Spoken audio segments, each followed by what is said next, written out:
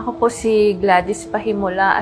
Asawa po ako ni Clyde Pahimula na member ng OBI. 11 years na po kaming nagsasama ng asawa ko. 5 years old pa na yung panganay namin. Nang mag-abroad yung asawa ko. Kulang yung nasasahod niya at gusto niyang makapagpatayo kami ng bahay.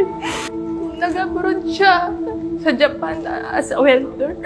4 years mahigit nang nakauwi siya dahil nagka-pandemic. Pag-uwi niya, nag-apply din ako sa ibang bansa. Hindi kami nagkita nung umuwi siya. Yun nga po, yung sumali po siya dito, sa totoo lang, hindi ako naniwala. May alinlangan po ako kasi pera po yung ginagamit sa pagsali niya dito. Tapos sabi niya po, huwag kang magagalit. Sabi niya, ipang-business natin to para sa inyo to. Pag uuwi ako, sabi niya, hindi na ako babalik dito. Sabi niya, magbi-business na lang ako dyan. Nakita ko na yun nga, may nag-mentor daw po sa kanya. Kagaling niya ng work. Sabi niya, tinawagan niya yung mga anak namin. Sabi niya na mag-fishing siya. Nung 9 o'clock na ng gabi, sabi nung panganay namin, Mama, tatawagan ko si Papa.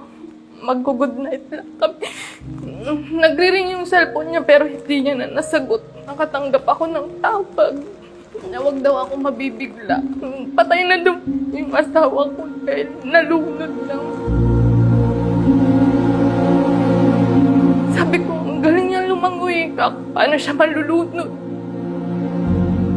Mga anak namin, alilig pa. Siya lang yung nagsusupport sa amin dahil umuwi na rin po ako.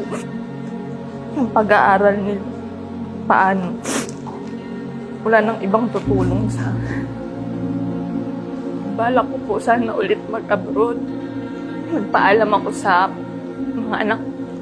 Sabi nung panganay ko, Mama, baka maulit, sabi niya po. Nireport ko po kay sir na sabi ko na na-aksidente po yung asawa ko. Tapos sabi niya, yun po na may makukuha nga daw po siya. Pero hindi ko po alam na may insurance. Salamat asawa ko.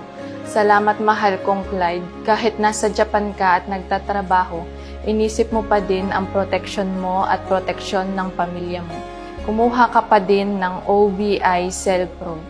Noong nabubuhay ka, inalagaan mo kaming pamilya mo at hanggang ngayon, nasa payapa ka ng lugar, patuloy mo pa din kaming inaalagaan.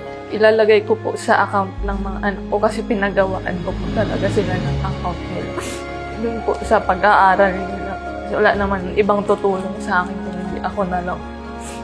Nagpapasalamat po ako sa Stronghold at OBI dahil sa nakuha kong insurance, makakatulong po ito para sa pagpapatuloy ng pag-aaral ng mga anak ko at para sa mga gastusin niya.